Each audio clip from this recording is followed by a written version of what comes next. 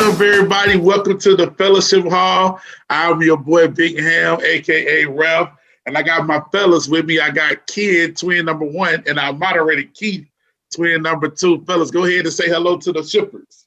What's up, Fellashippers? This is your boy Ken. Thanks for tuning in today. What's up, Fellashippers? Thanks for tuning in. We won't waste your time any longer. Let's go ahead and kick it off. Ralph, go ahead and tell us why we chose to review Bridgerton. We chose to review Bridgerton because, in my opinion, obviously, three males like us are not the target audience, right? But I was just noticing on my social media feeds, on my timelines on Twitter, Facebook, and Instagram, that Bridgerton was a big hit. And I was like, Bridgerton is a hit. And I wonder what people who, like us, who aren't typically target audience, people be interested to think what three dudes like us would think. Because most of the people on my timeline who liked it were the ladies. So I said, I want the ladies are curious about what three fellas would think about it. And that's why we're doing it. Okay. Well, you know, well, if you're here watching it, then you really do want to know what we think. So we're going to try to give it to you. Moral Compass, we're going to get it started with you. What was your reaction to the first 3 episodes of Bridgerton? And just in case you want to take notes, that's Diamond of the Water, Shock and Delight, and Art of the Swoon. Thanks, Keith. So honestly, the first episode was a bit slow for me. It took some time for me to warm up to it, but we committed to watching it, and I was able to make it through the first 3. And honestly, after I got past the first episode, I didn't have an issue going forward with the second and third episode. I like the dynamics of it. The Bridgerton family, as well as the other families in the peripheral of the entire show, are pretty cool, getting to know them. One thing about the show, the characters were really believable in their roles to me, and that was something that I really liked about the show. Every character that they introduced, you could immediately see them in their role and didn't have any issues with it. Right now, I'm really liking Daphne and how she's transitioning, trying to find a husband. I guess one thing that kind of immediately became present to me was when you got two people pretending that they're in love to show everybody else. Big surprise is no doubt that they're going to catch feelings for each other. And that's what ended up happening. At least that's what it looks like is happening so far. Right. But yeah, I liked it. I like some of the side characters. Nigel Burberk, I really like him. At least at first I did. He kind of turned sour towards the end, but the way he would look when they pan the camera to him, you know, it's just they wanted you to they wanted to make him unattractive to Daphne. Yeah. They did a great job, but they made him so unattractive that I found myself riding for him because he was the underdog. And even though you look at the cover of the series, you look at the cover of the series, you know he's not on the cover, so you know he's not gonna make it far. But I found myself riding for Nigel. So far, man, the first 2 episodes, I'm feeling the show, and I see how deep it goes. Big Ham, what about you? My reaction was this. I thought the first episode was so dry. I was like, man, these people ain't lying. I am not the target audience for this show. Right? And then like I think where I really started to get invested in it was when Marissa, when they said at the end of the episode she was pregnant, I was like, oh, what? What's going on? And then also when Daphne. Wait a minute, let me interrupt. So they found out that Marissa was pregnant because she hadn't messed up the sheets, basically, right? Yeah, she hadn't had. Yeah, okay. All right, and then when Daphne let the right jab go on Nigel, I was like, okay, let's go. She took my boy down. She kind of with the right jab. And then when they made their pact to, act as if they were dating, I was like, okay, I see where this is going. And it's a crazy societal experiment how people always say people don't want you until they know that somebody else wants you. That's true. Because nobody was giving Daphne any play until Simon decided to go ahead and start faking it. But they weren't giving her play. They weren't giving her play because Anthony had pushed her off. Yeah, that was I was just about to say. Another thing was the first thing I thought, I was like, man, is this brother in love with her sister? What is going on here? Why is he out here blocking like this? Overprotective, man. I was like, what the freak am I about to watch? Yeah. So then I saw that, and then another thing that was refreshing was like the fact that it's a fictional thing, and it seemed like almost an alternative universe that in these first 3 episodes, they're like race is not an issue at all. No, like it's just like everybody's just people, and that's actually refreshing, man. Very refreshing to watch, especially in times like these. But yeah.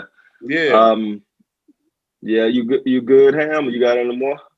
That was it, man. You know, the brother was kind of throwing me for a loop. Nigel catching the hook. Yeah. Then them deciding to make the false courtship. That was another thing. And then as we got into the second episode, you can see that the feelings for each other are starting. They're starting to really start to like each other. Yeah, I thought that was cool as well. I saw it coming. I was like, there's no way they're gonna spend all this time together and not start having feelings for each other. So that was very good. And then the third episode, when Lady Danbury told him, like, look, man, if you want to be with this woman, go ahead and be with her. If not, don't stop her from being with the prince. And they created another plot twist. So exactly, I'm all in now. Like, I'm ready to go on and knock 4, 5, and 6 out when we get through with this review. I'm all in. Yeah, y'all hit on a lot of stuff, and I'll be honest with you. You know, when we kind of discussed watching this show, I was kind of hesitant because even looking at the poster or whatever you call it, I was like, I don't know if I want to see this, and you know, and then watching the first 30, 35 minutes of it, I was like, okay, I know I definitely don't want to see this. but you know, in the midst of my pain that we had already agreed to watch it and review it for the Fellashippers, I was like, well, you know, I guess I'll just, you know, bear it. I'll try to get as much as I can while maybe doing something else, or, you know, something else going on in the background, you know. And then, like you guys said, the first episode kind of started to pick up, and I still wasn't sold. And the second episode, you know, where they kind of went to their ballroom stuff, I was still like, yeah, you know, maybe, okay, maybe I can see this, or maybe I can see that. And then, you know, I found myself, you know, paying more attention and stuff like that. And, you know, at the end of the day, I'm tuned in. You got your teeth. Yeah, my teeth.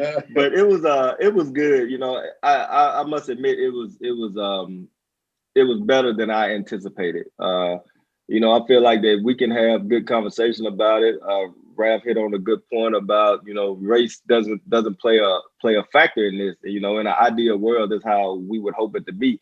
And obviously we know that it isn't. So when you see something like that, you know, maybe you have some what could be or something like that. But, you know, we don't want to get too heavy because the show was pretty entertaining as it is. And, you know, I did find myself being pulled in more and more. Like Ralph said, I'm looking forward to watching the next few episodes to see what happens.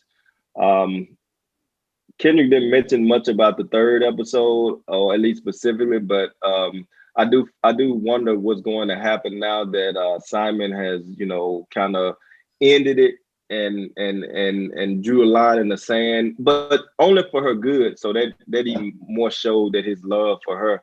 And one thing that while I was watching it, I wanted to share with you guys and maybe to the viewers is that in this show, I found myself the most ever wishing that the characters knew what I knew. So I wish Anthony knew that Simon's whole thing with Daphne was a ruse, or I wish Daphne knew that Lady Danbury had told Simon to break it off so she could be with the prince. It's just so much that, you know, as a character in a show, that's how they pull you in, because, you know a little bit more and you wish that they knew, or you're anticipating them finding out. So yeah, I thought it was a pretty good show. The first 3 episodes that I saw. I'm looking forward to watching the next ones. I worried that it might get dry because there are so many characters in it though. That's one thing. It's so many characters with the potential of so many other different stories. So, I guess we'll see how that goes. But right now, I'm in the first 3 episodes and trying to figure out what's going to happen with Simon and Daphne. So it wouldn't be me if I didn't have a problem with something.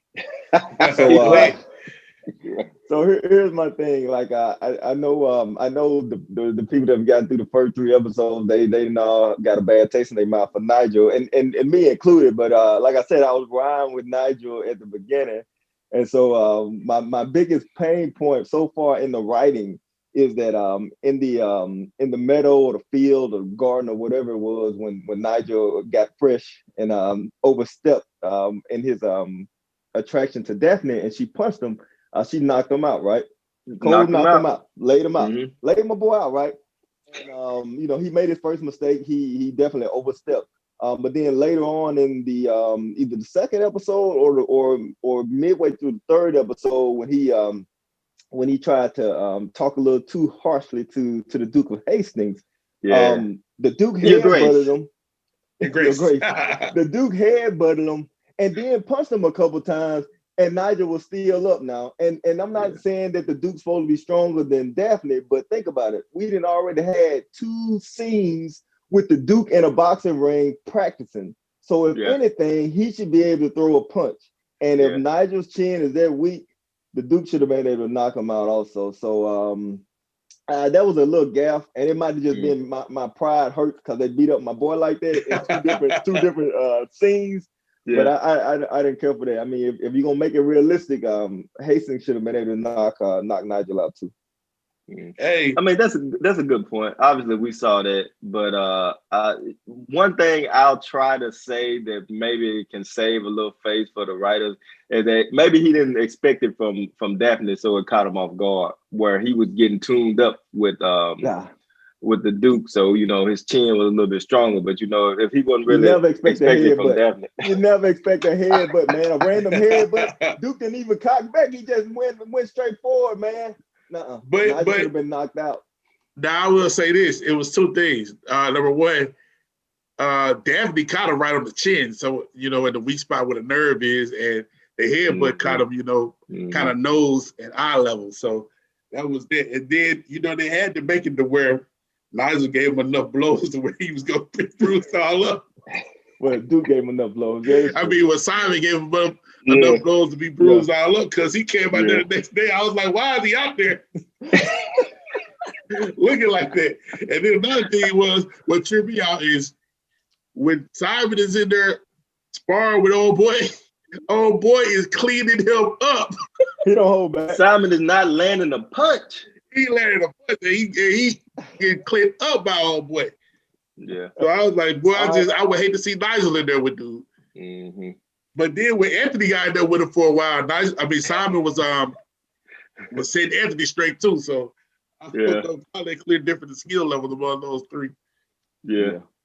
But it's cool. One thing we did mention that I thought it was good writing, maybe cliche writing, but good writing that Simon and Anthony happen to be best friends or whatever. And then, this whole, not triangle, it's not really a triangle, although it kind of appeared to be somewhat of a triangle with the, with the Simon, the Daphne, the Anthony, and, how that went about. But another thing I'll mention is that sometimes Anthony, I know it may have been the times, but he'll look too cold to his mama. He'll look too cold to his mama. I didn't mention this yet, but since you've introduced it, it's a power struggle. That's what it is between Anthony and his mother. The mother wants to raise her children and kind of help them and give them a life where they'll be happy, whereas Anthony is kind of halfway doing his job and then doing other things, but then when he gets chastised by his mother, he decides he got to do the right thing. And that's how my boy ended up getting beat up, because Anthony think he's doing the right thing by picking an honorable gentleman. But like I said, it's a power struggle between him and the mother, the first 2 episodes for sure. And it ends with Anthony thinking he has the upper hand, and then with the mother thinking she has the upper hand, but they're butting heads a lot, and I think that's the thing that you're seeing. All right, good insight, fellas. Yeah, it was one question I had about that with Anthony and the mother struggle was, I think I realized, or we realized in episode 3 that that their dad died right before the youngest baby was born. Right. So I don't know how old the youngest child is. So Anthony has essentially been the man of the house since then. 6, 7, 8, whatever. Yeah. Right. So it seems like by now, if it's been like 8 to 10 years, that he would have been grown into that particular position. But it seems for this show that he's still growing into the maturation of being the man of the house. He's still going through his, like his stage of finding himself as like maybe early 20s, like, and so he hasn't really grown into the maturation of that yet. So there's one plot that's going on with the story.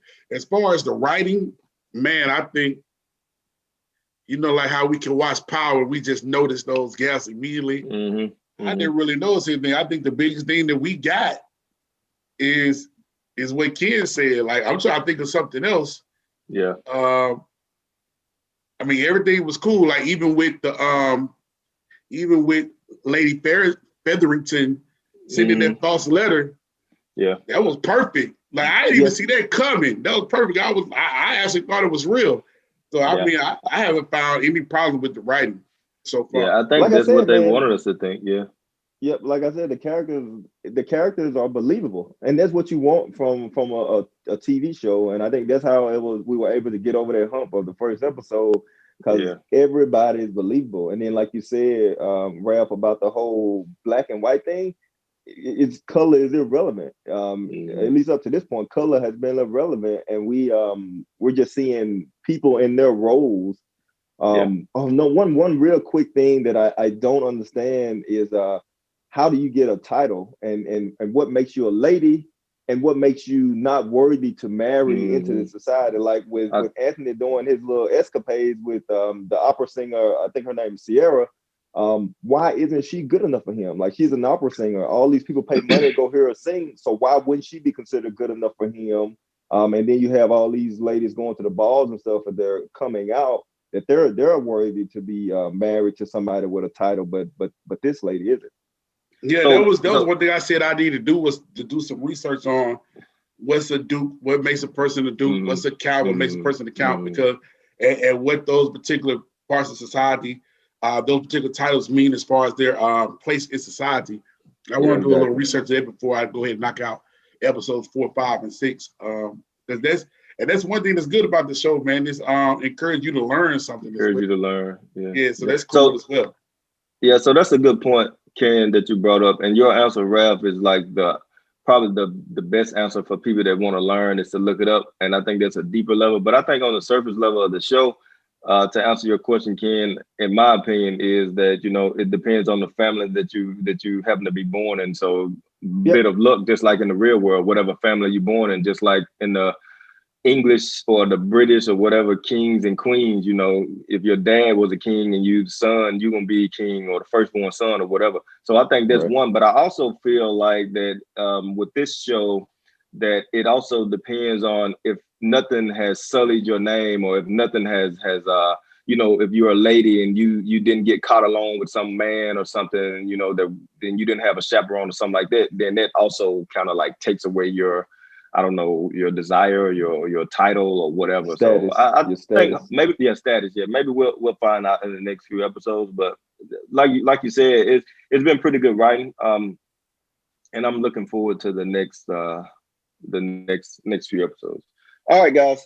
So if you are a regular viewer of the Fellowship Hall, which we hope you are, we like to have segments where we kind of come up with some thoughts on the show or some topics or phrases, and then we let the fellas come up with their responses, and then we compare them, and we either agree or disagree, and then you can also do the same, and we encourage you to put your comments in the comment section. But for this segment, for the Bridgertons, we have a segment that we like to call Love, Hate, or Meh.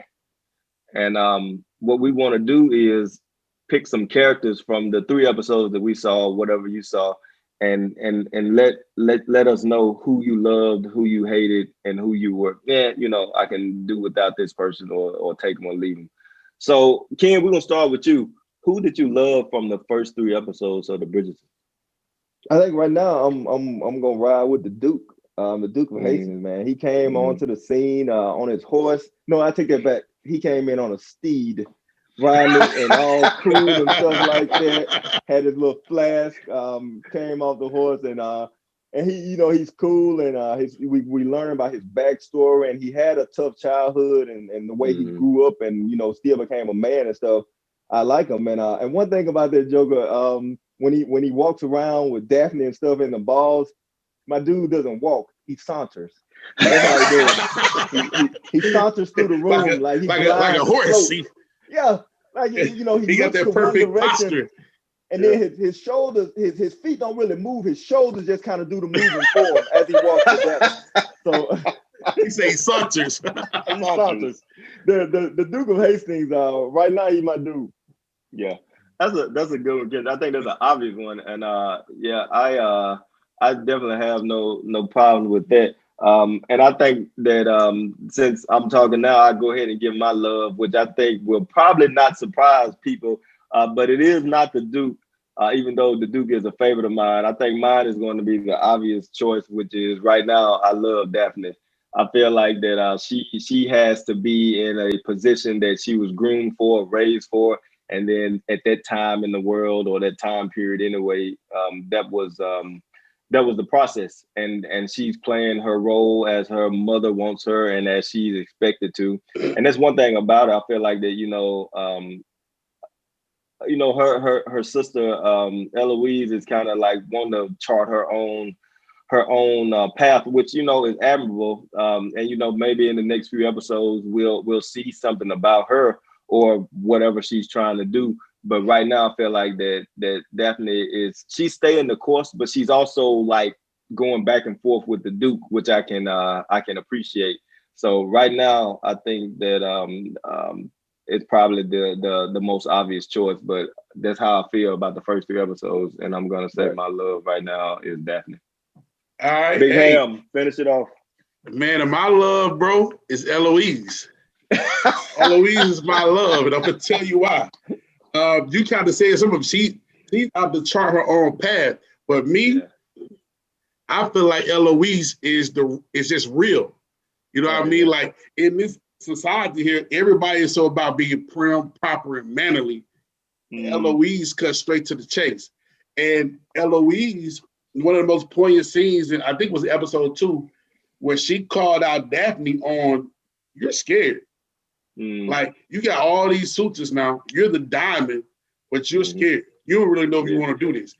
You feel a little bit nervous about becoming a mother, nervous about these courtships. You're scared. You could be married by now, but you're yet choosing not to. And then I like the fact that Eloise out there outside smoking the cigarettes. And then the Bridgerton brother comes out there. I think his name was Benedict. He goes out there. She thinks she in trouble, but she ride out anyway. And then this will come up later, but she told, he asked her, he was like, you're very smart. You're writing down all the time. You lady whistle down. And she was like, no, but would I even admit it if I was? Exactly. It was a great point. So I love Eloise because I think she adds a lot of color to the show as well as to the Bridgerton family. And she's just that person who cuts to the core.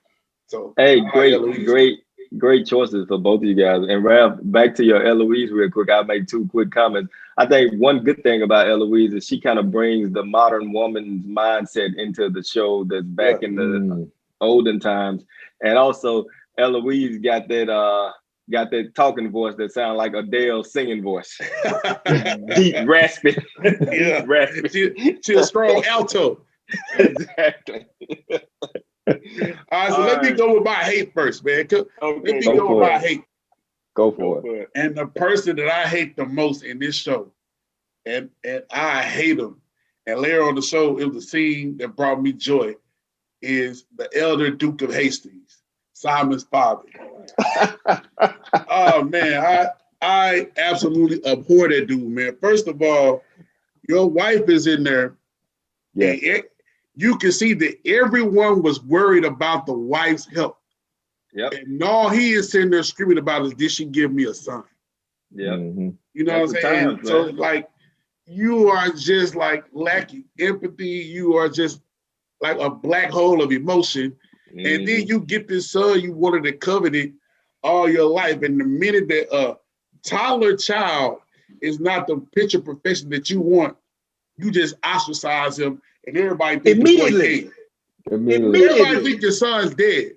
And now your actions have messed everything up for the best thing up for our main protagonist, Daphne Bridgerton, because she in love with this dude, and this dude don't want to marry or have any children just to spite you. Yep. And so when you died and he told you that, and it was evil of him to do, but it just gave joy to my whole being to hear him say, to hear him talk bad to him like that. So the person I hate the most is the Elder Duke of Hastings. Yeah, great hate. Hey, that's a great hated character, but that means they got played the role good, man. Like I can see this guy. I can see this guy in a Hallmark movie playing Santa Claus, and I will not like this guy. It's like Mister from Color Purple. Exactly. Hey, no matter who you are, you will always be Mister. Yeah, man. All right, Ken, if you don't mind, I'm gonna go ahead next with my hated character of the show, and I wonder how the the Fellashippers feel about this person. I feel like that I'll probably get a lot of agreement with this, but my hated character from the first 3 episodes is easily Lady Featherington. Yeah. She was on my list. She was on my list too, bro. Really? Yeah, she is evil, man. She is evil. So listen, I understand that she wants to get her daughters married or whatever, but she's selfishly looking for status, right? So that's one. And then when this girl comes in, we don't know her story yet, but obviously she has some kind of past because she's pregnant, and now she's staying in their house. And for her to write that note, like Rav mentioned earlier, he thought that it truly was from this guy. But as soon as they show like a dimly lit scene with her and her lady huddled over, I was like, this lady wrote that letter. Yeah, man. And sure enough, it was her. So that's who I don't care for. And I like her youngest daughter, or I think it's her youngest daughter, Penelope. But I do not care for Lady Featherington. I'm there with, she was my number 2. Hey, but I'm there with you on that for that exact reason. And then to try to go and show her took her to the neighborhood where the lower class society people were, and for Marissa to set her straight like, oh, you came and show me some people some good hardworking people. I was just like, I was down with that. And she was definitely my number 2. So great pick, bro. Yeah. All right, Ken, finish it up. Okay. So I know why y'all call me the odd man out, because I can see the hate for Lady Featherington, but honestly, I think she has some reasoning behind why she's doing. I think she is trying to do some kind of good, guys. I'm odd man out. I'm sorry. I mean, she doing some kind of good trying to get her married, but she really took it to a dude 65. Exactly. Like she's trying to do some good, but by pushing her immediately. She took it to a dude that was older and uglier than Nigel, bro. Hey, my boy ain't looking so bad now, is he? Older, Ralph, maybe not uglier. All right, okay. Ken, go ahead. I hate. It might be a little bit shocking, but it's Anthony Bridgerton, man. Like, I know he's part of the show, but he's kind of a jerk, man. He's supposed to be the head of the household, but he still want to go off and do his own thing. And then when somebody chastises him about it, he just up and cut off the lady he didn't, the Sierra, the opera singer, he didn't promise to take care of, So her name is basically ruined. No normal gentleman that's, at least in this society, is ever gonna want her. And he's using her, never will marry her. And as soon as his mama make him mad, he rushed over there and tell her that he cutting her off in bed. You know, he didn't tell her when he first got there. He go ahead and still get what he want, and then tell her he cutting her off, and then just the whole way he's not really considering Daphne's feelings, and maybe that's the way it was. I know in the way that they setting the show up is that the male role just dominates the female role. But I think you can't be a part-time dad, I mean, or leader of a household, and that's his thing. He doesn't know what he wants to do. He doesn't know if he wants to satisfy his normal urges or if he wants to take up the responsibility of being the head of the house. And now hate doesn't mean off the show, but I'm just saying in these 3 episodes, he's a character that I got some disdain for because he's not doing his job. And by him half doing it or half living both lives, he's not really doing anything for either life. So Anthony right now is on my list. I can see that. That's a good one. You know, that's one of those ones that you kind of afraid to touch because, you know, he's also one of the stars of the show. Like, I know it's the Bridgertons, but, you know, he's one of the leading main characters or whatever. So that's a good one, Kendra. You know, you might be afraid to touch him, but every point you made was valid about him. So I agree. So while I'm here, I guess I'll finish out with the mares. And my meh for the first 3 episodes is easy for me. It's clearly Sienna, the opera singer / mistress. I don't care about your story. Sierra, sorry. I don't care about your story. You know, it's clear that you're probably Anthony's attention or his cause to wonder if he wants the role of the leader of that family. But at least in the first 3 episodes, I don't necessarily care about her character that much just yet. You want me to go next? Go for it. So my man, and just to let y'all know, the man is the person who's getting airtime on the show, but who don't really add anything we can really do without. And my man is, I don't have one. Wow. I'm invested in everyone in the show. I'm invested in every story. Like you had, is it Sierra? I think it's Sierra. Yeah, so you had her, and I'm kind of like, she kind of throwing a wrench in it because it's Sienna. Sienna, okay. Sienna. It is Sienna. I just call her the opera singer. Yeah. Me too, and the mistress. So the opera singer, her story is kind of interesting to me too because I think she's obviously attractive, but I think she has that reputation that people want to stay away. But Anthony got love for her, and you can see when she entered the bar, he was jealous. So, and he's also not married. So I think there's a story there for him to kind of reconcile his feelings for her and his feelings in general. And then, like even like little Penelope, I thought about Penelope, but I was like, she is played as go-between between Marissa and Lady Featherton. So her spot is important as well. So I just think it's a well-written show, and I'm kind of invested with everybody, every story. Wow, I must admit, I'm surprised. Yeah, that's admirable. Ralph. Yeah, calm down. What's your man Compass? Now I would expect that from Compass. Compass be like, you know what, everybody deserves a chance. But no. Compass gonna have somebody that he can do without, man. The Compass I know. And let's hear it. I'm gonna preface this by saying that you guys refer to me as the odd man out. My meh, meaning I could definitely do without, is Eloise. Oh no! Yep, Eloise, man. To me, Eloise is constantly whining, and that's my problem with her. She is constantly whining. I mean, she walks around with Penelope, and then she whines about not wanting to be married and wanting to go to school, and that's cool if that's what you want to do. But I mean, you ain't got to be saying it 24 hours a day. So Eloise, I'm sorry, and I don't have anything against the Bridgerton family, but Eloise is not my cup of tea. Could she be acting? Sorry, Eloise. Could Eloise be acting? Acting? Yeah, could she be acting so unpleasant with all of this? I mean, this kind of leads to our next segment, but maybe she's acting. Maybe she's acting and trying to throw people off with her countenance. Well, she's throwing me off, and I'm ready for her to be gone.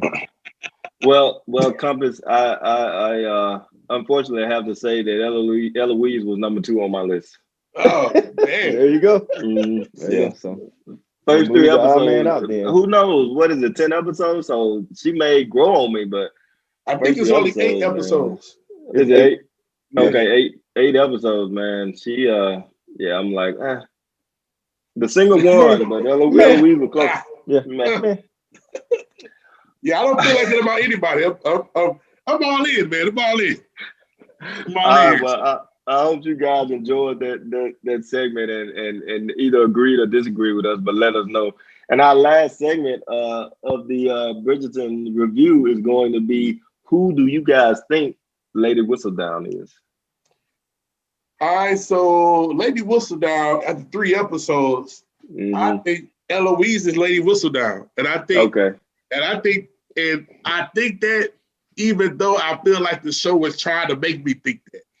Yeah. Because with the interaction between her and Benedict, with him asking her straight out, was she Lady Whistledown? Yeah. Like I was saying, I think, Ken says she's always whining and, she wants to do more. But I was saying there could be, her countenance kind of throw Penelope off on her being Lady Whistledown, because she seems to be so just turned off by this whole season of courtship, as well as, that's a good point. She said that when she was talking to Benedict, that Lady Whistledown is a woman and has no outlet for her arts. Yeah. She has talked about how her being the woman and wanting to be a person to go to school and express her art and express all of her academic desires. And maybe she's doing that through putting out this newsletter, being Lady Whistledown. So my prediction or my guess for who Lady Whistledown is Ken's meh, and your number 2 meh, and my love, Eloise. Okay. Ken, you want to go next? Yeah, that's fine. So me, I'm putting my money on Lady Danbury. Oh. And the reason I'm saying Danbury is because Danbury she's extremely cool, and people respect her, and she doesn't seem like she cares what everybody else thinks, but she still wants the right thing done. And these final columns that we've been seeing, I think the Duke is getting some high talk up, and even Daphne. And so we know that the Lady Danbury has been working with Mother Bridgerton to kind of hope this relationship between the Duke comes together. Now, I know it might be obvious to say that, but the thing is, if you're a gossip columnist or whatever you want to be, you should be as objective as possible. But I think her love for the Duke is also weighing in, because the Duke is always pretty highly favored in those columns. So I'm gonna ride with Lady Danbury. All right. What you got, Keith? All right. Well, I guess I'll wrap it up with my Lady Whistledown prediction. And I hate to say this, Fellashippers, but I also agree with Moral Compass. I think that Lady Whistledown is Lady Danbury at this point, for the same reason that Ken said, and plus, I feel like that she doesn't have anything to really gain or lose from anything. She's like a free spirit. She's giving advice to the Duke and whatnot, and also kind of working behind the scenes with Daphne's mother. But I feel like that she would be one of the ones that have the potential to be Lady Whistledown. And I like her. I like her character. And if she is or isn't Lady Whistledown, that doesn't take away from her character. But I just feel like that she has the capability to be Lady Whistledown. So I kind of like her for it after these first few episodes. I also feel like it might be kind of obvious if it is her. It could be. So that might be what's leading me to do that. Because if I'm not mistaken, when the show started, and I think Whistledown was doing her narration or whatever, like it either started or ended with a shot of Lady Danbury, and it kind of put that seed in my head at that point. And then I just wondered, and it could be because I felt the seed was planted, so I just left it to grow. But right now, I have to agree with the compass here, and I think that it's Lady Danbury. All right, check this out. Curveball. I did warn y'all this before the shoot, but we got to do this. Our critical thinking question, and I'm about to hit you with one. Okay. Simon, doesn't want to marry simply despite his father, right? And his father treated him terribly. Yeah. Is Simon right or wrong? Okay. So this is a little quick for a critical thinking question, but I think at least I want to respond to it. So I give you a little time to think, Ken. So I think that Simon is angry. I feel like that, you know, when you in the middle of something or in some kind of emotional state, that you'll make yourself believe something, even if it's not actually how you really feel or how you will feel forever. So I feel like that Simon can say that, and I don't know how old he is, 20 something or whatever. So he probably had 18 plus years thinking about his hatred for his dad and his, I'm gonna cut him off. But you know, if he finds a woman that he loves and it wants to, you know, give her a child or something like that, I feel like he can backtrack. Now I don't know the time, so I don't know if he's had anything that make it impossible. But you know, my assumption is that it's just his mindset, and that's what I'll go on. So I think that it's okay for him to have that thinking, but I think it's also possible for him to change his mind, especially if he falls in love with somebody. And you know who I'm hoping he fall in love with, which I think Ken mentioned about the writing. If you play like you're in love with somebody, sooner or later you're gonna fall in love with somebody. And so that was one point in the writing that I felt like that they probably did, but it was also good for the show also to kind of seemingly fall in love with each other, because you could tell he was hurt when he had to break up with her, and definitely was hurt. So I feel like that he could change his mind, Big Ham, and you know, he just mad at his dad. Yeah, I don't think he's wrong. I mean, it's definitely a rash decision to make, but he's an adult and he can make that decision himself. And I'm kind of echoing what Keith said, but he made a vow to a dying man. So if he ends up changing his mind, or some forces him to change his mind, he could change his mind on that. That's not like he you know, he cut off a body part or something like that to prevent him from doing something. He can go back and change his mind on that. It was just a vow to a dying man that he hated. So if he ends up lying to him anyway, you know, who cares? So it's been just to hurt him. Yeah, could have he just said been it hurt just to him hurt on the him, deathbed. Yeah, and he accomplished that. But I mean, he did make the point of saying, you know, I've never done this before. I make a vow, or this is my only vow, or something like that. So he probably meant it at the time. But the thing is, life goes on, so he can definitely change his mind. That's a good question, though. What do you think? I think he's right to be angry. I think he's kind of wrong to harbor this resentment to the point, because I think he has clearly, him being angry with his father has clearly damaged an opportunity for him to find happiness and love, right? Because that's true. He has essentially, at this particular point, in 3 episodes, fallen in love with Daphne, but because he has this strong hatred toward his father and this grudge, he's essentially pushing her away into the hands of a prince. Yeah. You know, just to not further the Hastings line. And I'm just like, bro, get married. Hopefully, hope for a daughter. You know what I'm saying? Exactly.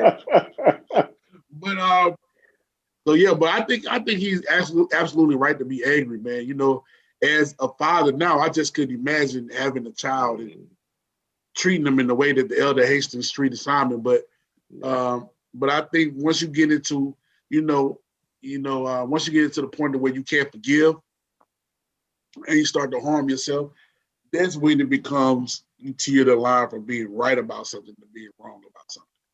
So, yeah, exactly. So I got one quick thing, guys. I know we're running out of time, but I got one real quick thing. So when Marissa was first introduced, and it was obvious that Lady Featherington didn't want anything to do with her, I was worried about a couple things. Well, first I was wondering, and then I was worried. So first I wonder, you know, since Lord Featherington brought her in and basically forced her upon Lady Featherington with no real explanation, and basically saying, you're gonna do this and you gotta watch her, she's gonna be one of us. I wondered, okay, is she one of his daughters, you know, that he's had with some other lady that he, you know, had to bring into his family and raise her. And then when she had some suitors and things at the house, they had a scene showing him looking over his newspaper at her. And I was like, okay, is this fatherly love? But then when they showed her pulling at those sheets and, you know, it became obvious that she was pregnant, then I said, is she his mistress that he brought into the house, that she's so young that he's had to bring her into the house because he wants to do the honorable thing and still take care of her, but he doesn't want to, you know, shame his family and stuff. So obviously in the third episode, he kind of cleared that up, but that was something that that really had me thinking those first two episodes. It switched quick. Agreed. Yeah, I know Lady Featherton refers to her as did she refer to her as a cousin? Cousin, distant cousin or something. Right? Cousin. But I think it's still possible that she could be a daughter, stepdaughter. That's still possible. So I guess we'll see later on down the line. So all you Fellashippers, man, we thank y'all for tuning in with us today. In the comments, let us know your hate, your love, and your man, and then let us know who you think Lady Whistledown is as well. We'll be back next week. We'll review episodes 4, 5, and 6. So keep watching and tune in with us. And remember, let us know your thoughts. Once again, you can follow us on Facebook at the Fellowship Hall Facebook page. You can follow me, Raphael Hammond, on Facebook, MDog22 on Instagram and Twitter. Thank y'all, Fellashippers, for tuning in to the Fellowship Hall with the twins and Ralph. We'll see y'all next week. Be blessed. Be blessed, everybody. Be blessed, Fellashippers.